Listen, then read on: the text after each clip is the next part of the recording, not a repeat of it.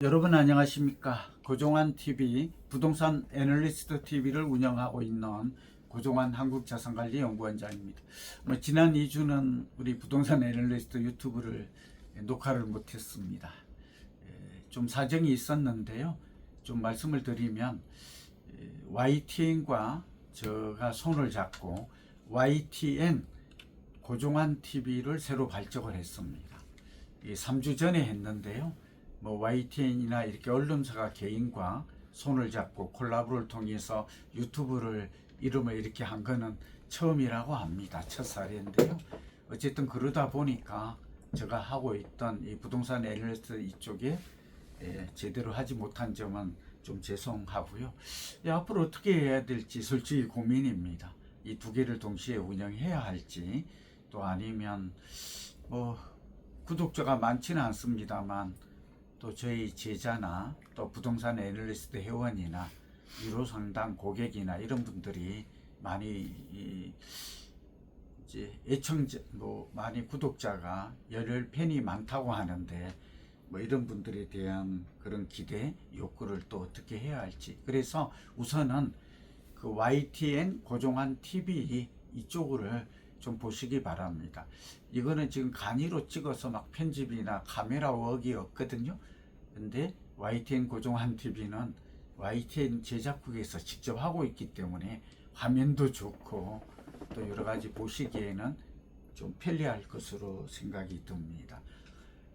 그리고 이제 여러분이 좀 궁금한 점은 그 YTN 고종환 TV 쪽에 댓글이나 이런 걸 남겨주시면 서로 소통할 수도 있고, 또 제가 여러분들의 질문에 대해서는 성실하게 답변하도록 하겠습니다. 오늘은 올가을 이사철을 앞둔 실수요자의 핵심 질문 4가지, 마침 이렇게 그 매일경제에 제가 한 달에 한 번 이렇게 칼럼을 쓰는데, 그 금요일, 그러니까 8월 22일 금요일자 오늘 섹션에 크게 실렸습니다. 그래서 이 내용을 중심으로 여러분이 알아두시면 도움이 될 것 같아서 준비를 했습니다. 우선 부동산 원 자료가 나왔는데요. 8월 21일 나왔죠. 3가지 특징이 있습니다. 하나는 서울과 수도권 포함해서 전세가 매매가가 보합을 유지했습니다. 그러니까 큰 변화가 없다, 이런 얘기죠. 그리고 지방의 부산과 울산은 전세 가격이 바닥을 찍고 좀 올라오는 모습을 보입니다. 그러니까 이걸 보면 이제 서울에 우리가 소위 말하면 똘똘한 한 지역, 강남과 용산, 또 마용성, 여목 이런 지역들도 지금 비수기에다가 대출 규제 영향으로 인해서 좀 안정세를 보이고 있다. 이런 현상은 이제 다음 주일까지, 8월 말까지 또는 9월 초까지 이어질 가능성이 높을 것으로 보입니다. 지방도 제가 여러 번 예고한 대로 조금 살아나고 있다. 그리고 이제 수도권의 집값이 좀 전세가와 매매 가격이 조금 상승 조짐을 보이는 것은 이제 집값 상승세가 좀 더 확산될 것이다. 그런 생각은 합리적인 추론이 될 것 같습니다. 최근에 빌라에 대한 질문이 많아요. 근데 저는 아파트와 마찬가지로 빌라와 오피스텔도 아파트의 대체제라는 관점에서 신축 빌라나 또 신축 오피스텔은 꼭 신축이 좋다 이렇게 볼 수는 없는데, 어쨌든 빌라도 서울 도심권의 재개발 대상이 되는 신통계획이라든지 또 모아타운, 모아주택, 그리고 도심 복합개발 이런 대상이 되는 곳이나, 또는 신축 빌라, 그러니까 아파트가 워낙 비싸니까 이 실수요자라면 이런 쪽에 서울과 수도권은 관심을 가져도 되지 않을까, 그런 생각을 합니다. 지금 최근에 질문이 많은 게 9월 초에 나올 것으로 보이는 새로운 부동산 대책입니다. 3가지가 나올 것 같습니다. 하나는 공급 확대 정책이 나올 것 같습니다. 이거는 우선 상기 신도시의 공급을 좀 빠르게 전개하겠다, 속도전이죠. 이게 18만 6천 가구 정도 되는데 남양주 왕숙을 중심으로 해서 공급이 좀 빠르게 나올 것 같다. 두 번째는 재건축 재개발 활성화인데 이건 뭐 지난 정부도 했던 거예요. 인허가 기간을 대폭 단축하겠다. 뭐 1, 2년 이런 얘기입니다. 그러니까 재건축 재개발 사업도 활성화하겠다라는 내용이죠. 그리고 이제 공공 유휴 부지를 통해서 3만 5천 가구를 공급하겠다 하는 내용입니다. 이것도 지난 정부, 과거 정부 때 쭉 나왔던 건데 아마 지금 정부는 조금 더 빠르게 하겠다 그런 의도로 보입니다. 한 가지가 더 있다면 공적 주택인데 이걸 한 110만 호 정도 공공이 아니에요. 공공 임대주택에 건설사나 민간의 자금을 도입해서 공적 주택이라는 새로운 개념을 만들었는데 아무래도 이제 공공 임대 주택이 주류를 이루지 않을까 봅니다. 두 번째는 세금이 좀 강화될 것 같습니다. 사람들의 관심은 온통 세제 강화로 쏠리고 있는데요. 공시 이 가격 현수율을 좀 높여서 현재 60인데 이걸 뭐 90%까지 공정 가격 시장 비율을 또 높여서 윤석열 정부때 이게 좀 낮춰진 건데 이걸 뭐 정상화란 이름으로 다시 복귀할 것 같습니다.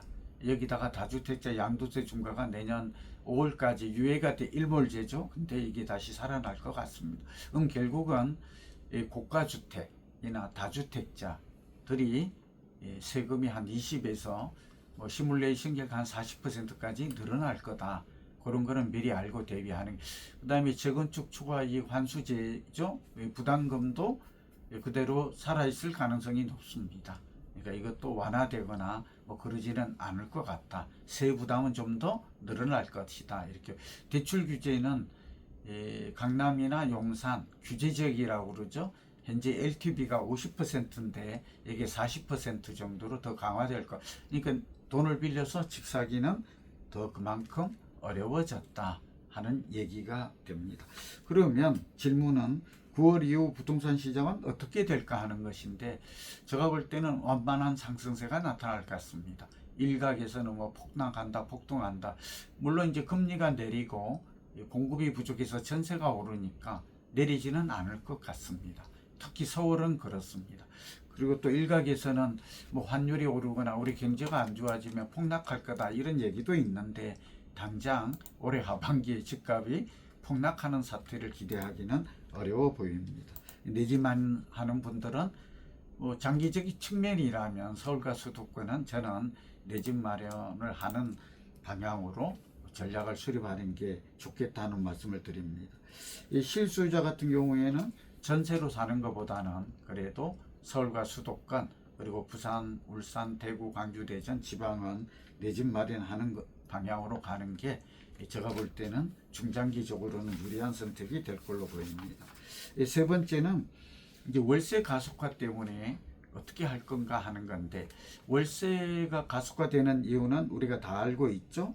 그래서 세입자 같은 경우에는 목돈이 없고 전세 대출도 막히니까 월세로 내몰릴 수밖에 없고 집주인은 이제 금리도 내리고 하니까 금리보다 1.5배 수익이 나는 월세를 선호할 수밖에.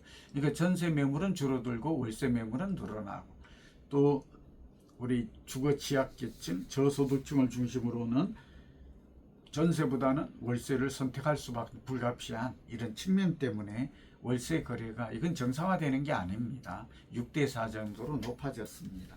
그래도 저는 이왕이면 월세보다는 전세가 낫고 전세보다는 집값 상승률이 물가 상승률 2%보다는 높다면 내 집 마련을 하는 것이 유리하다 하는 말씀을 드리겠습니다. 주거비 부담이나 주거 안정, 주거 복지 측면에서 그렇다는 거죠. 그리고 9억 원 이하 주택 거래가 지금 증가하고 있는데 서울의 평균 아파트 가격이 14억 정도죠. 대출이 6억 원 이상 안 되니까 당연히 실수요자, 특히 젊은 층들은 연거를 한다 그래도 9억 원 이하인 주택의 매수세가 집중되고 있습니다. 그래서 6억 이하 주택 수도권은 증가하고 있고 서울은 9억 원 이하 주택 노도광이죠 하고 있습니다. 제가 작성을 했는데요. 언급만 하면 강동구 광일동의 강일 리버파크 7단지, 노원구 월계동의 그랑빌, 월계풍림 아이원, 레미안 아름숲, 동대문구 전농동의 전농 SK, 뭐 아까 레미안 아름숲도 전농동이군요. 성동구 마장동의 왕십리 삼성, 송파구 마천동의 송파파크 데일 2단지, 영등포구 신길동의 삼성 레미안, 중구 신당동의 현대, 중랑구 신내동 신내 대시양 토레, 이런 것들이 비교적 21년 고점 대비해서 많이 빠졌고 그동안에 회복이 좀 느린 아파트로 보여져서 뭐 실수요자가 접근할 수 있는 대표적인 아파트로 여러분에게 도움이 될까 해서 소개를 드렸습니다. 아무튼 이런 도표는 고종환의 그 살찌팔찌 부동산 가치 분석, 오늘 매일경제 신문에 나와 있기 때문에 저 이름을 네이버나 다음에 검색하시면 이 기사를 그대로 볼 수 있습니다. 정리하면 9월 하반기에는 집값이 완만하게 상승할 가능성이 높다. 일부 폭락론이나 폭등론에 너무 휘둘리지 말라 하는 말씀 드리고, 또 하나는 월세보다는 전세보다는 자가주택이 중장기 측면에서 주거비 부담이나 주거 안정 측면에서 유리하다. 그리고 아파트를 어디에 살지 모르겠다 이런 분들은 여기가 좀 한 10개를 얘기했습니다만 그 최호성 본부장 잘 아시죠? 예, 전화 주시면 여러분들에게 도움되는 얘기를 하겠습니다. 여러분 필요하신 분들은 유로 상담도 많이 오는데 오시고요. 또 하나는 꼬마 빌딩, 요즘 강남에 관심이 높아져서 저는 오히려 다주택자 고액 상담자들은, 제가 삼성생명에 그 VIP 대상으로 해서 강의할 때 많이 오셨거든요. 거기에 보면 이제 뭐 300억 이상 자산가들만 왔는데요. 이분들의 질문도 강남권 꼬마 빌딩에 집중되고 있었습니다. 과거 경험을 보면 아파트가 오르면 6개월, 1년 후에 꼬마 빌딩이나 이런 쪽으로 수요가 옮겨갔던 점을 감안하면 고액 자산가인 경우는 이제 빌딩 매입에 관심을 갖는 것도 좋은 것 같다 하는 말씀을 드리면서, 오늘 YTN 고종환 TV, 부동산 애널리스트 TV에 저를 찾지 못하면 YTN 고종환 TV를 보시는 것을 권합니다. 여러분 감사합니다. 건강하시고 행복하십시오.